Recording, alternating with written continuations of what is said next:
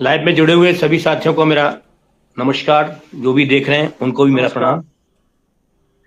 जो आपने कहा वो एकदम बात सही है।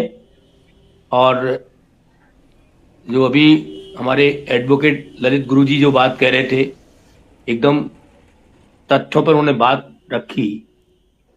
लेकिन मैं थोड़ा सा एक यहाँ काफी दिन से आपकी लाइव में जुड़ भी रहा हूँ, बात रख भी रहा हूँ। और मुझे लगता है कि देश भर में जितने भी क्रांतिकारी साथी हैं, उससे ज्यादा आप अपना समय निकाल करके और देश के सामने आईना दिखाने की कोशिश कर रहे हैं और जगाने का काम भी कर रहे हैं।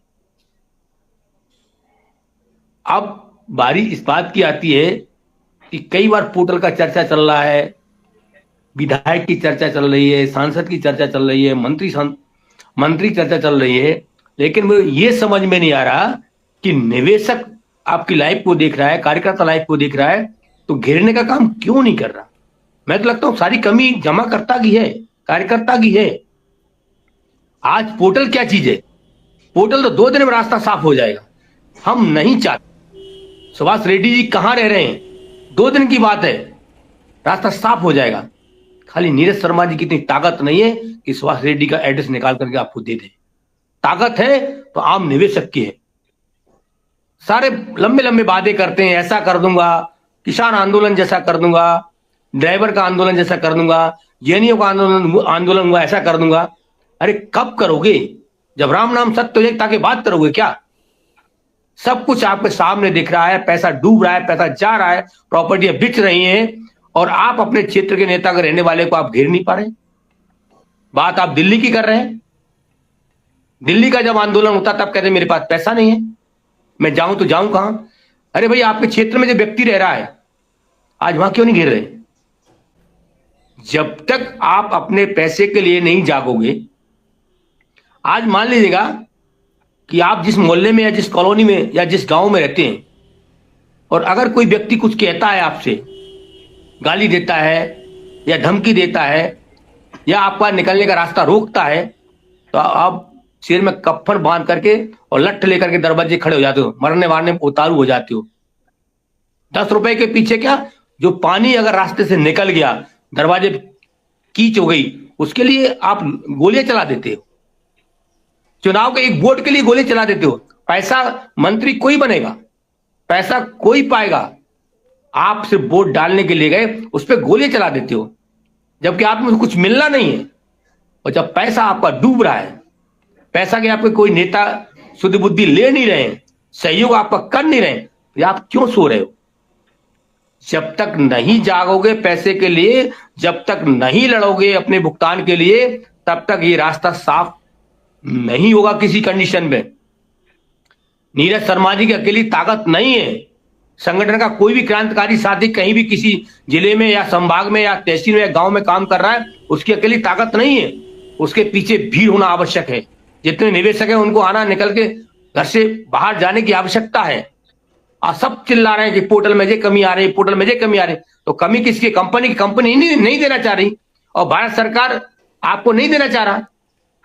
वो तो कह रहा है ना कि हमारा जो रिटायर्ड जज जो नियुक्त किए गए हैं, वो तो पैसा दिया जा रहा है, उनको तनख्वाह मिल रही है, तो आसानी से काम हो जाएगा। वो चाहते कि पैसा हमें आम निवेशक को नहीं देना पड़े, पूरा पैसा हम डकार जाएं। तो आपके अंदर ताकत नहीं है कि आप उस पैसे को रोक सकें।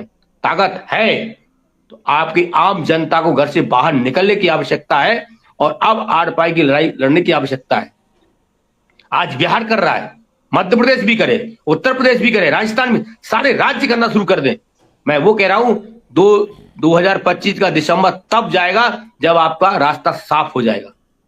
खाली पटना जाने से अकेले से काम नहीं बनेगा। हर राज्य को जागना होगा, हर जमाकर्ता को घर से बाहर निकलना होगा, और अपनी लड़ाई के लिए स्वयं अग्रसर होकर आगे आना होगा और सबको जगाना होगा। अगर आप एजेंट के भरोसे बैठे रहे और भारत सरकार के भरोसे बैठे रहे, पैसा किसी भी कंडीशन में नहीं मिलेगा।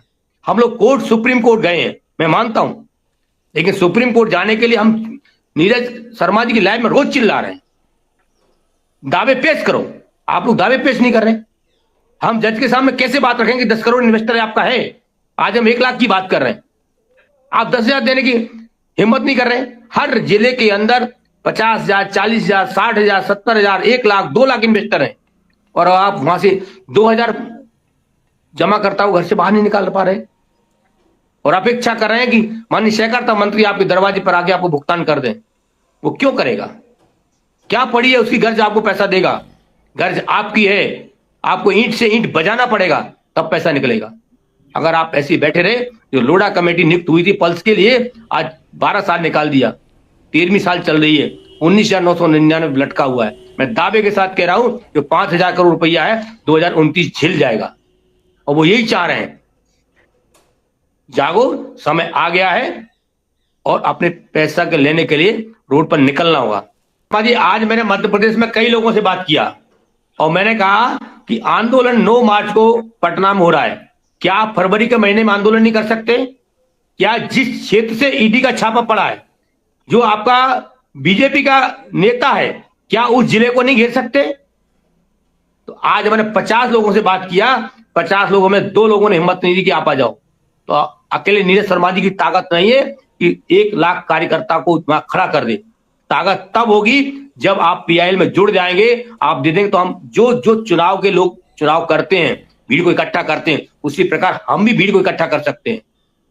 हमारे पास दम होना चाहिए, खाली करने से कुछ नहीं होगा, कहने से कुछ नहीं होगा, घर से निकलना पड़ेगा।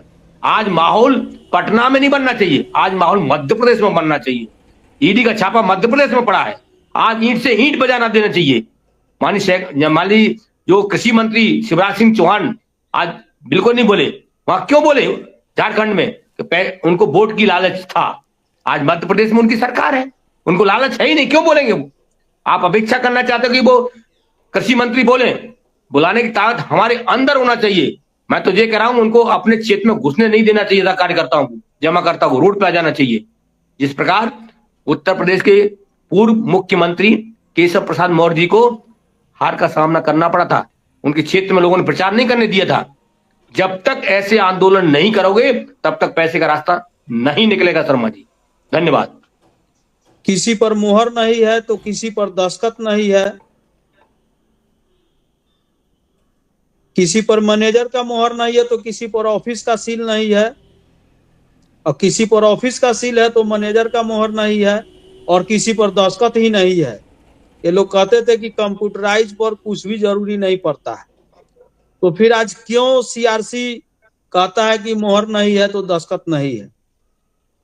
बहुत सारे जमाकर्ता का कागज ऑफिसों में रख लिया गया, लाइन लगा करके रजिस्टर में मेंटेन होता था कि पहले आओ और पहले पाओ। तो लोग ऑफिस में जो है कि अपने कागज को जमा कराते थे कि जब राशि आएगी तो हमारा पेमेंट होगा, रजिस्टर में मेंटेन करके रखा जाता था। और जब ऑफिस बंद हुआ, कोरोना काल में भी या बाद में भी कहीं कहीं पर जब बंद होने शुरू हुए, तो कागज ऑफिस में ही रह गए। उस कागज का कोई माई बाप नहीं है और न कोई पूछने वाला है, और जमाकर्ता भी वैसे ही है। तो बचाओ भाई, बचाओ अपना पैसा, बचाओ अपना कागज, भूल जाओ, अपनी राशि भूल जाओ।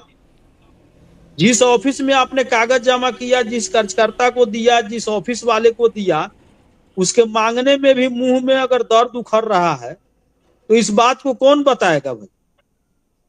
ऑफिस में उनके कागज दीमक खा रहे हैं, धूल चाट रहे हैं, लेकिन ये लोग अपने कागज को आज तक खोज पूछ नहीं किए हैं। कुछ लोगों को पार्ट पेमेंट हुआ, जैसे किसी का 50,000 था, 25,000 पेमेंट हुआ, और फिर बाद में 25,000 होने के लिए रखा गया, वो भी कागज बंद रह गया ऑफिस में। लेकिन न तो एजेंट उस चीज का खोजी कर रहे हैं और न जमाकर्ता खुद अपने कागज का खोजी कर रहे हैं।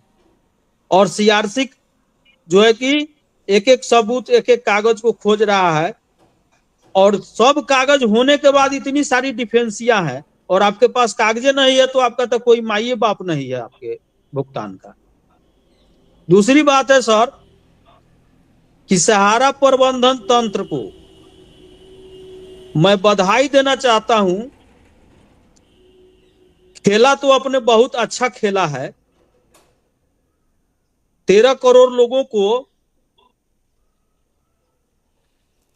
जो सिला दिया है, बहुत अच्छा सिला दिया है और खेल बहुत अच्छा खेलते हैं, इसलिए बधाई के पात्र तो आप लोग हैं।